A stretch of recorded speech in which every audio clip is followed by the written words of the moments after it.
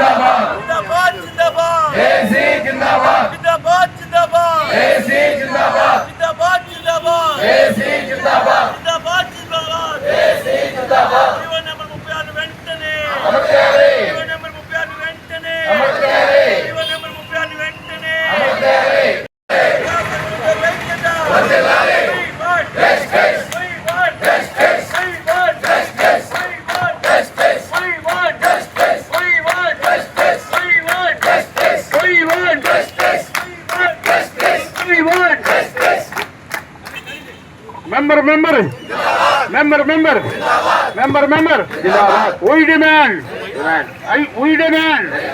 we demand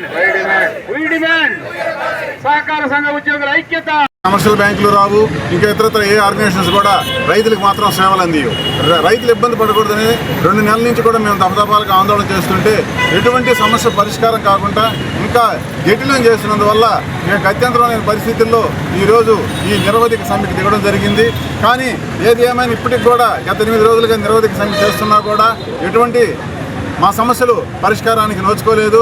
దానివల్ల మేము కూడా ఏది ఏమైనా సరే ఈ సమస్య పరిష్కారం అయ్యే వరకు తాడో పేడో తేల్చుకొని ఈ సమ్మెని ఇంకా ఉధృతం చేసి జిల్లా స్థాయి నుంచి రాష్ట్ర స్థాయి వరకు కూడా వ్యాపింప చేయాలని చెప్పేసి మా రాష్ట్ర జేఏసీ నాయకత్వం పిలుపునిచ్చినందున మేము గత 8 రోజులుగా సంఘాలకు తాళాలేసి ఈరోజు ఈ ధర్నా కార్యక్రమం నిర్వహిస్తున్నాం.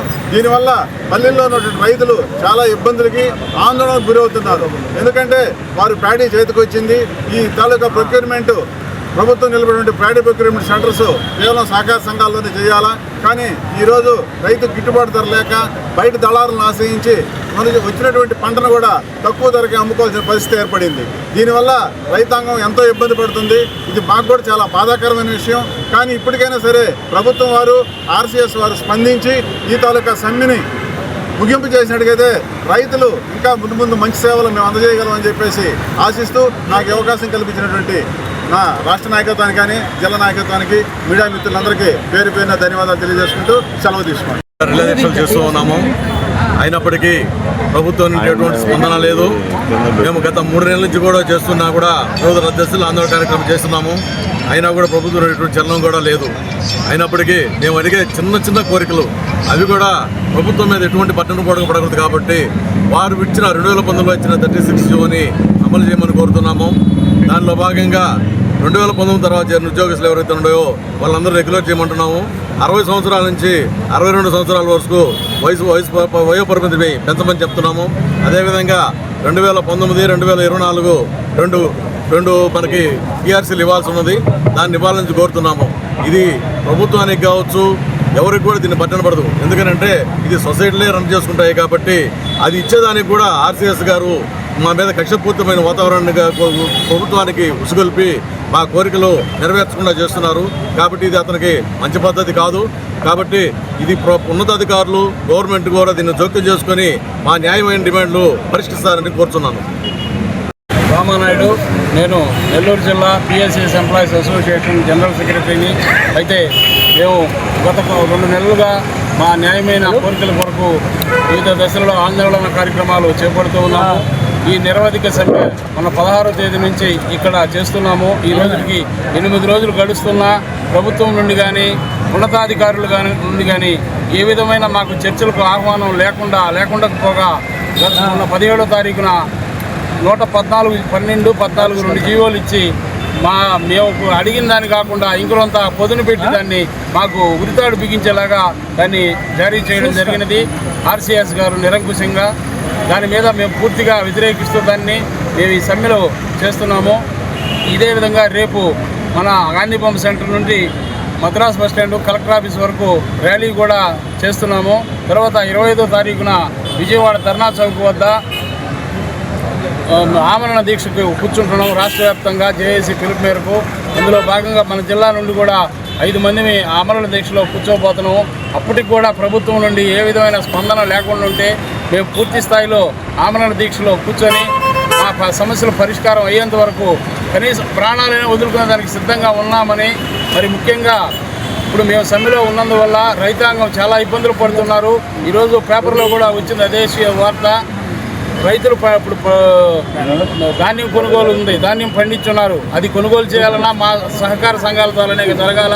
మరి మార్చిలో రైతులు తీసుకున్న అప్పులు చెల్లించాలంటే మార్చిలో చెల్లించాలా? చెల్లించుకుంటే వారి వాయిదా మీరిపోతారు.